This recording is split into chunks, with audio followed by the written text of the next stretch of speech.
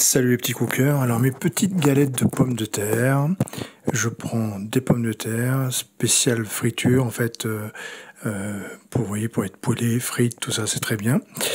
Je les épluche, tout simplement.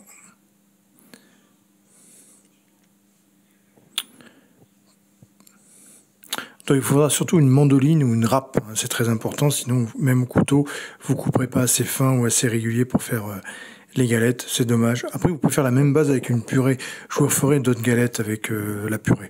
Comme ça vous aurez les deux sortes de galettes. Donc là j'épluche mes pommes de terre, je les mets dans l'eau pour pas qu'elles noircissent trop, vous voyez, et je les râpe à la mandoline. Vous savez la mandoline où il y a les petits picots là, vous savez, pour faire comme des petites frites très très fines.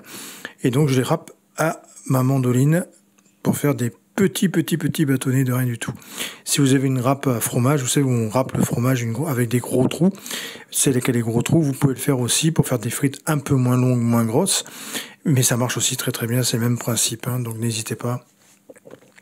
Donc après je les mets dans l'eau le temps de faire toutes mes frites, pour faire toutes mes galettes, pour pas qu'elles deviennent noires.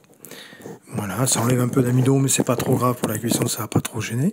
Donc voilà, on a notre petit pomme de terre en bâtonnet et je vais bien les égoutter, bien évidemment, pour enlever le maximum d'eau. Hein. Bah, s'il reste un peu, c'est pas grave, mais voilà, je les laisse bien égoutter.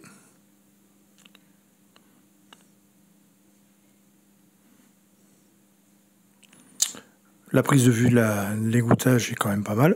Et on va mettre maintenant nos petites pommes de terre dans un saladier ou un cul de poule en termes professionnels. Et on va assaisonner tout ça, prêt à cuire. C'est très très simple en fait à faire, hein, mais c'est super bon. Donc sel, poivre bien évidemment toujours. Hein. Donc là on a un bon kilo de pommes de terre à peu près. Hein. Des herbes de Provence.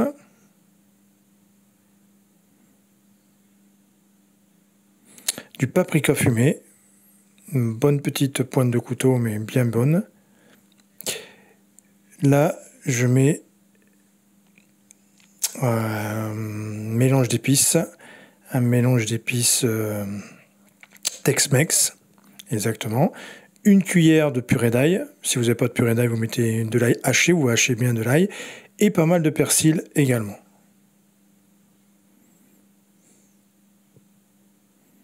Voilà, je casse les œufs dedans, soit 2 œufs.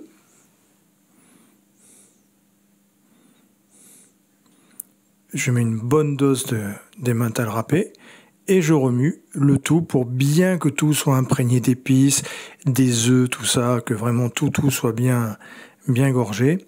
Vous verrez, ça rend un peu de l'eau, hein. Forcément dès qu'on sale les pommes de terre, ça rend un peu d'eau, mais quand vous les prenez après pour les cuire, vous voyez, voilà, là, elles sont bien mélangées, tout est bien mélangé, donc on se lave bien les mains, bien évidemment, et ensuite, on prend une bonne poignée et on la pose délicatement dans une poêle avec de l'huile bien chaude. Je mets quand même un petit peu d'huile, vous avez vu dans la poêle, hein, mais pas non plus une tonne, c'est pas une friture. Et je mets juste mes galettes de pommes de terre comme ceci, je les laisse bien ensemble. Et voilà, donc là je fais 3 belles galettes. Hein.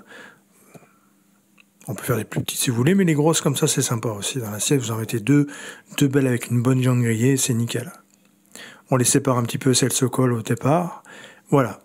Et nos galettes, ben, on va les faire revenir des deux côtés, hein, bien évidemment.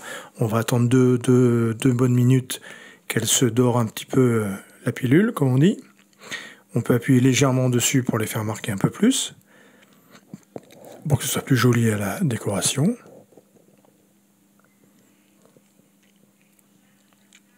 Et hop, on va bien les prendre, on fait attention qu'elles soient bien sous la pelle, et on les retourne d'un coup sec. Et là, on les laisse encore 2 petites minutes.